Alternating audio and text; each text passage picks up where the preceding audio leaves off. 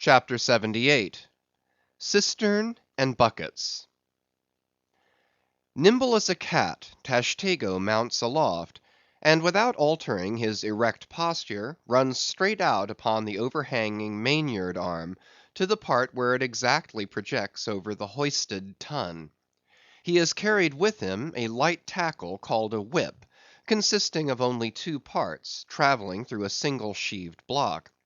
Securing this block so that it hangs down from the yard arm, he swings one end of the rope, till it is caught and firmly held by a hand on deck. Then, hand over hand, down the other part, the Indian drops through the air, till, dexterously, he lands on the summit of the head. There, still high elevated above the rest of the company, to whom he vivaciously cries, he seems some Turkish muezzin calling the good people to prayers from the top of a tower. A short-handled sharp spade being sent up to him, he diligently searches for the proper place to begin breaking into the tun. In this business he proceeds very heedfully, like a treasure hunter in some old house, sounding the walls to find where the gold is masoned in. By the time this cautious search is over, a stout iron-bound bucket, precisely like a well bucket, has been attached to one end of the whip, while the other end, being stretched across the deck, is there held by 2 or 3 alert hands. These last now hoist the bucket within grasp of the Indian, to whom another person has reached up a very long pole. Inserting this pole into the bucket, Tashtego downward guides the bucket into the tun, till it entirely disappears. Then, giving the word to the seamen at the whip, up comes the bucket again, all bubbling like a dairymaid's pail of new milk. Carefully lowered from its height, the full freighted vessel is caught by an appointed hand, and quickly emptied into a large tub. Then remounting aloft, it again goes through the same round, until the deep cistern will yield no more.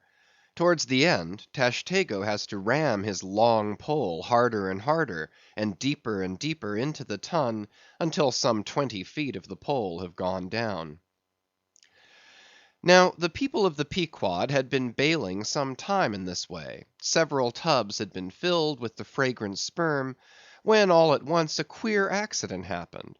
Whether it was that Tashtego, that wild Indian, was so heedless and reckless as to let go for a moment his one-handed hold on the great cabled tackles suspending the head, or whether the place where he stood was so treacherous and oozy, or whether the evil one himself would have it fall out so, without stating his particular reasons, how it was exactly there is no telling now, but on a sudden, as the 80th or 90th bucket came suckingly up, my God! Poor Tashtego, like the twin reciprocating bucket in a veritable well, dropped head foremost down into this great tun of Heidelberg, and with a horrible oily gurgling, went clean out of sight. "Man overboard!" cried Daggoo, who, amid the general consternation, first came to his senses. "Swing the bucket this way!" And putting one foot into it, so as the better to secure his slippery hand-hold on the whip itself, the hoisters ran him high to the top of the head, almost before Tashtego could have reached its interior bottom. Meantime there was a terrible tumult. Looking over the side, they saw the before lifeless head throbbing and heaving just below the surface of the sea, as if that moment seized with some momentous idea, whereas it was only the poor Indian unconsciously revealing by those struggles the perilous depth to which he had sunk. At this instant, while Daggoo on the summit of the head was clearing the whip, which had somehow got foul of the great cutting tackles, a sharp cracking noise was heard, and to the unspeakable horror of all, one of the 2 enormous hooks suspending the head tore out, and with a vast vibration, the enormous mass sideways swung, till the drunk ship reeled and shook as if smitten by an iceberg. The one remaining hook, upon which the entire strain now depended, seemed every instant to be on the point of giving way, an event still more likely from the violent motions of the head. "Come down, come down!" yelled the seamen to Daggoo, but with one hand holding on to the heavy tackles, so that if the head should drop he would still remain suspended, The negro having cleared the foul line, rammed down the bucket into the now collapsed well, meaning that the buried harpooneer should grasp it, and so be hoisted out. "In Heaven's name, man," cried Stubb, "are you ramming home a cartridge there? Avast! How'll that help him? Jamming that iron-bound bucket on top of his head. Avast, will ye?" "Stand clear of the tackle!" cried a voice like the bursting of a rocket.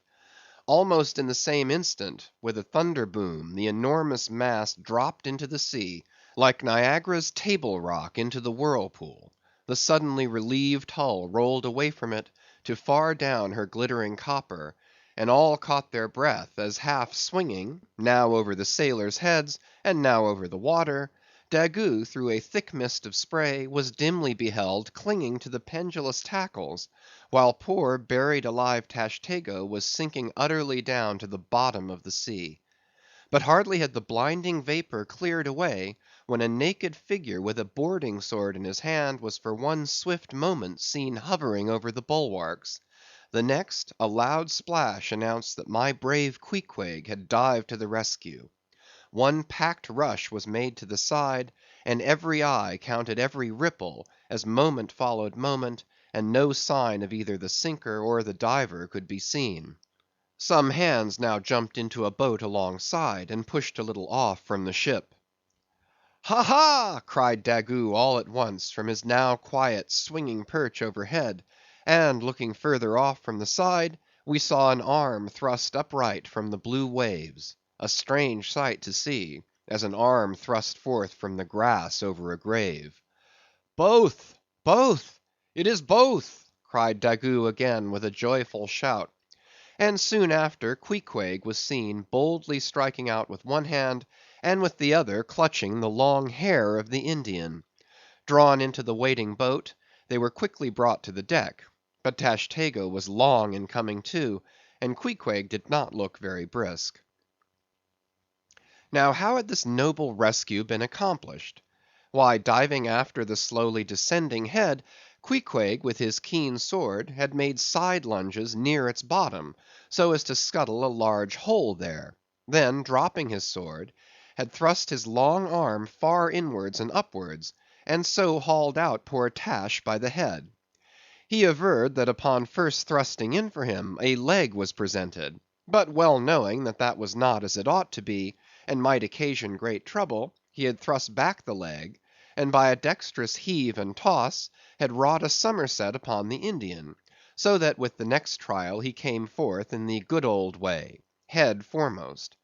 As for the great head itself, that was doing as well as could be expected. And thus through the courage and great skill in obstetrics of Queequeg, the deliverance, or rather delivery of Tashtego, was successfully accomplished; in the teeth, too, of the most untoward and apparently hopeless impediments, which is a lesson by no means to be forgotten. Midwifery should be taught in the same course with fencing and boxing, riding and rowing. I know that this queer adventure of the Gay Headers will be sure to seem incredible to some landsmen, though they themselves have either seen or heard of some one's falling into a cistern ashore; an accident which not seldom happens, and with much less reason too than the Indians, considering the exceeding slipperiness of the curb of the sperm whale's well. But, peradventure, it may be sagaciously urged, how is this? We thought the tissued infiltrated head of the sperm whale was the lightest and most corky part about him, and yet thou makest it sink in an element of far greater specific gravity than itself. We have thee there. Not at all, but I have ye.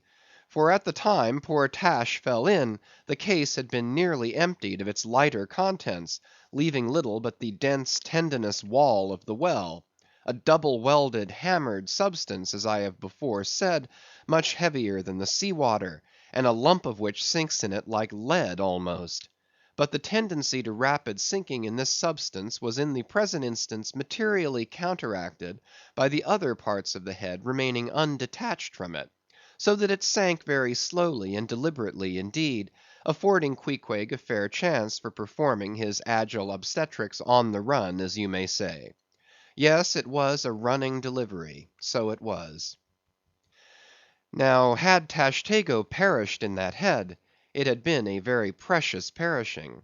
Smothered in the very whitest and daintiest of fragrant spermaceti, coffined, hearsed, and tombed in the secret inner chamber and sanctum sanctorum of the whale, only one sweeter end can readily be recalled: the delicious death of an Ohio honey hunter, who, seeking honey in the crotch of a hollow tree, found such an exceeding store of it, that leaning too far over, it sucked him in, so that he died embalmed. How many, think ye, have likewise fallen into Plato's honey head, and sweetly perished there?